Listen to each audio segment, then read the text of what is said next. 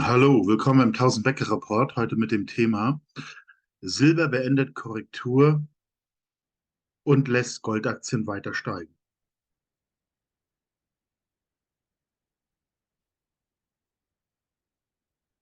Disclaimer.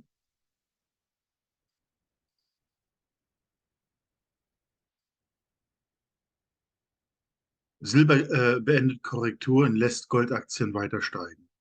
Nachdem Zentralbanken Anfang des Monats Februar Silber nach unten statt wie erwartet nach oben schickte, landete Silber gestern auf den letzten Tag des Monats exakt auf der unteren gestrichelten Linie, genau wie im Mai 2022. Somit haben wir eine perfekte Spiegelung mit einer doppelt inversen Schulterkopf-Schulterformation.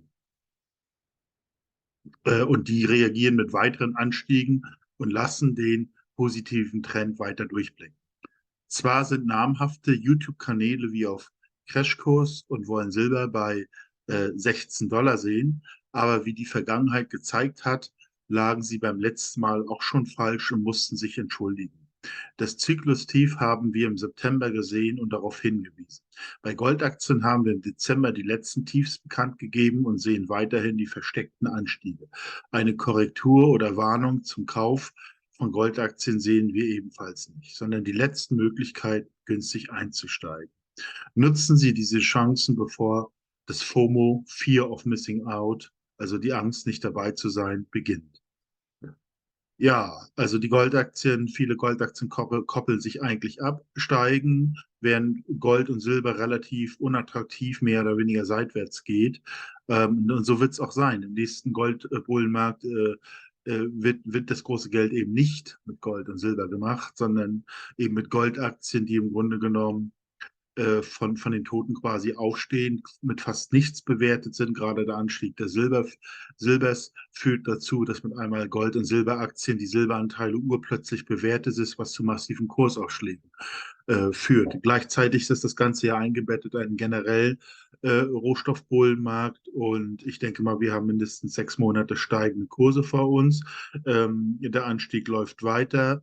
Ab irgendeinem Punkt werden diese typischen Penny-Stock-Aktien in den Dollarbereich gehen und dann auch über hinaus. Und dann wird das sicherlich langsam die Massen anziehen und weil die dann auch partizipieren wollen.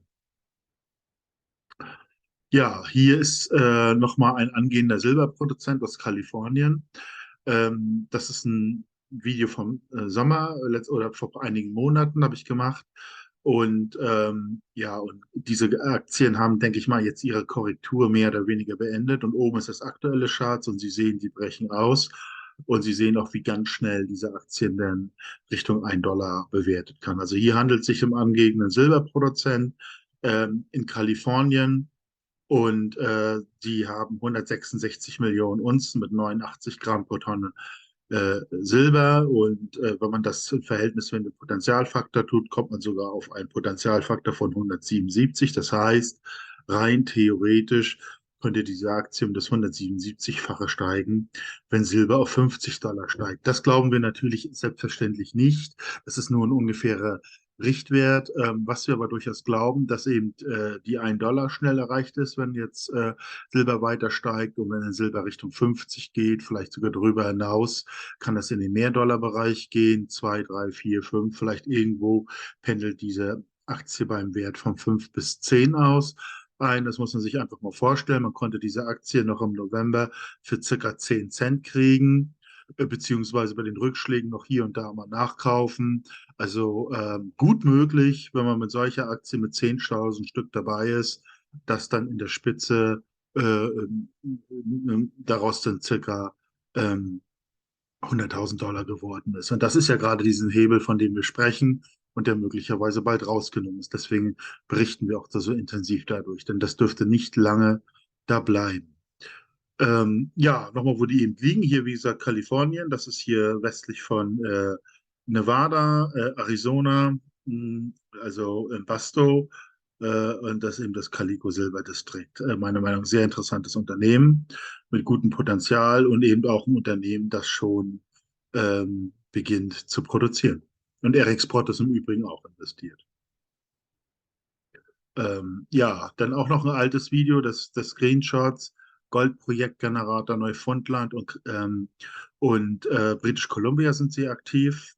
Ähm, Sie sehen auch hier, dass die Aktie ausbricht. Die hat auch im November mit 6 Cent ihren tiefen Boden gefunden, hat seitdem sich auch mehr als verdoppelt, jetzt 0,1375 und ist dabei auszubrechen. Und auch hier ist es bei voranschreitender Zeit, beziehungsweise bei weiteren steigenden Gold- und Silberpreisen, dann am Ende könnte diese Aktie auch schnell in den 1-Dollar-Bereich zurückgehen, wo sie auch äh, herkam. Sie war im 2019 $1, davor sogar mal ein Spike auf 2,5.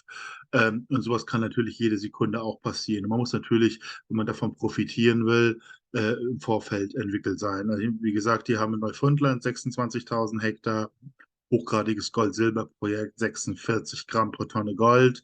Ähm, ja, und auch die berühmte Neufound Gold Corporation, es liegt auch in der Nähe und die hatten 261,33 Gramm pro Tonne gegeben. Also absolut hochgradiges Gold und das könnte natürlich dann auch zu massiven Ausschlägen führen, wenn der Markt heiß ist. Das ist dann meist immer so. Und in Phasen, wo der Markt jetzt noch wie cool ist, also sich nicht dafür interessiert, können die melden, was sie wollen, reagiert kaum, aber sie sehen, der Boden ist erreicht. Der absolute Boden war im November.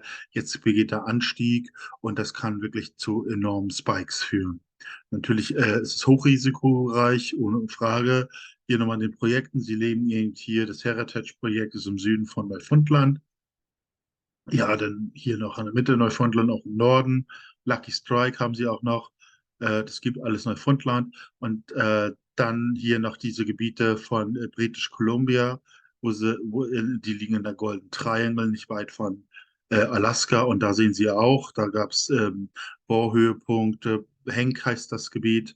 19,75 Gramm pro Tonne, sogar 193 Gramm pro Tonne Silber, also auch hochgradige Gebiete, beides sehr gute Jurisdiction. Meiner Meinung nach ist es eine gute Aufstellung für einen potenziellen Goldaktienbullenmarkt. Wie gesagt, immer keine Aufempfehlung, das Ganze ist hohes Risiko, aber ich denke, es ist einfach wichtig zu sehen, dass in diesem Umfeld die Anstiege beginnen und die meines Erachtens erst richtig Fahrt aufnehmen, wenn Gold 2000 durchbrochen ist und das Gold sich dauerhaft etabliert. Dann will großes Anlegergeld da reinströmen und dann sind die möglicherweise diese Art Aktien schon bei circa $1.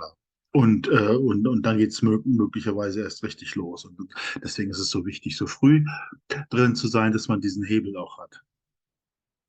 Ja, Goldaktienbullenmarkt der 1970er Jahre.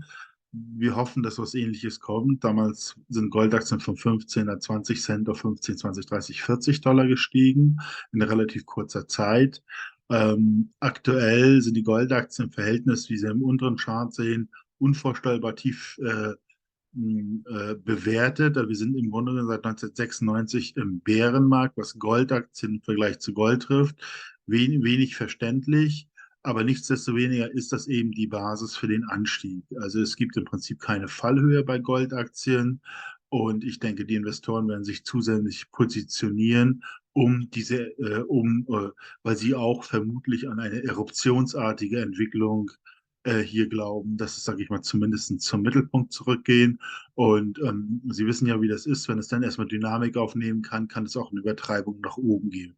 Und das würde rein formal die größte Goldaktienrallye aller Zeiten bedeuten. Aber das müssen wir selbstverständlich abwarten. Jedenfalls würde ich sagen, Goldaktien sind nach wie vor billig. Man kann nach wie vor günstig einsteigen, aber es dürfte nicht mehr allzu lange in diesem Zustand verharren. Ja, wir versuchen eben solche Aktien zu identifizieren, nach moderatem und sehr hohem Risiko zu ordnen, Potenzialfaktor, wenn es möglich ist, aus der Marktkapitalisierung, Anzahl Unzen, Grad des Goldes, Länderrisiko. Wir haben auch eine Exit-Strategie entwickelt, in was investiert man, wenn dieser Boom vorbei ist. Ja, ich bedanke mich ganz herzlich für die Aufmerksamkeit. Würde Sie bitten, meinen Kanal zu abonnieren, wenn Ihnen der Inhalt soweit gefallen hat. Vielleicht die Glocke betätigen, dass Sie sofort über neue Videos informiert werden. Ein Like geben, das würde dazu führen, dass dieses Video auch anderen an diesem Thema interessierten Leuten vorgeschlagen wird. Also nochmal besten Dank für die Aufmerksamkeit und bis zum nächsten Mal.